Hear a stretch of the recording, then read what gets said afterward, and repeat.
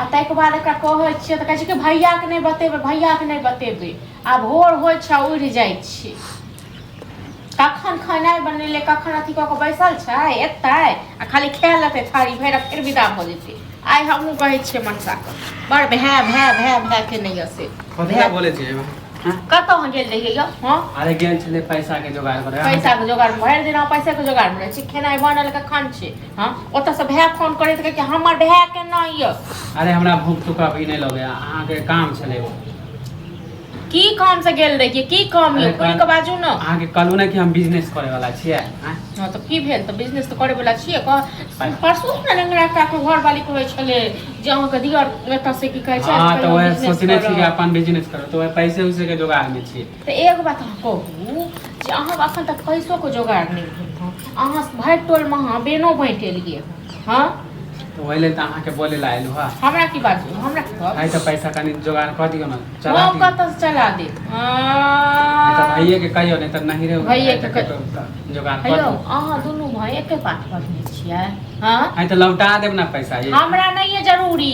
एक बार भाई कह के देने तो रहो 20,000 रुपया अखन तक देखै छियै 10 रुपया घुरा के छोड़ू ना भैया के बात हम त बिजनेस करब ना त कमाए त लौटाई अहाँ छी से अहाँ के भाई ये दुनू एके पाठ पढ़ने छी और हमरा ने भैया जे मांगने छल त घरे में खर्चा भ खाए पिए तो खाओ और नहीं खाए पिए तो जाओ हमरा भूख उक नहीं लगे हां तो नहीं लागे से नहीं खाओ हम कथा से बिजनेस करे ले रुपया पैसा यो अब है तो कहियो अपने से अपने के बात करे छिए भाई फोन करे अहाँ के पैग भाई भऽ के एक साल फोन करे जे कतऽ छै नहीं छै अहाँ के कोनो रहैया जे हम कहबै त बात मान जा त जल्दी हैं कतऽ से भीख मांग करके दे हां की चाहे छै जे हम सब भीख मांगी कटोरा से अहाँ बिजनेस करब हां एमे भीख के की बात है हम जे कमाबे त घर नहीं चलेबे जे कर्जा बर्जा त हम चलबे करबे अहाँ के भाई कते कमाई यो 50,000 के महीना हां 10,000 12,000 रुपया कर सैलरी छै ओहे में घरो चलै छै ओहे में खाइयो ले दैय काली के केकरो से हमरा जोगाड़ कर दियो माने आइछे पैसे क के दियो अहाँ बड़ चला लौटा दे फिर पैसा का अहाँ बड़ चला के अहाँ दुआरे जाइए हम भीख मांगे के लेल हां ई सब नहीं चले वाला ये बुझलो जे दिन में कहै छलौ जे जाओ काम करू ग त दिन में कहै हम दोसर लोग हां त हम अभियो कहै छी कि हम दूसरा में काम नहीं करब अपन बिजनेस करबै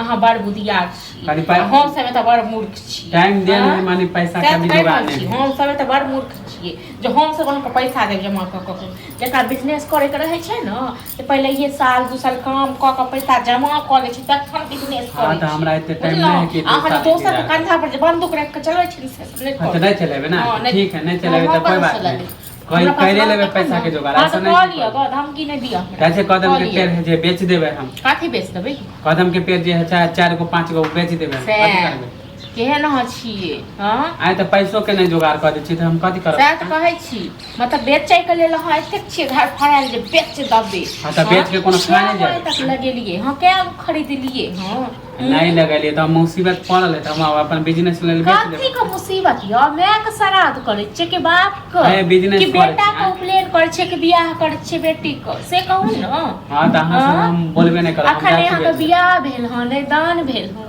आके एते मुसीबत पड़ गेल हां पैसा नहीं भेलै त कथि करी हैं अच्छा हमरा नहीं कहू ई सब बुझलो हमरा जे कहब न त लड़ाई है हां त ठीक है हां त अहाँ के नहीं कहब हम जाय छी हमरा नहीं कहू जे माथा पर चढ़े नहीं है तकरा कहू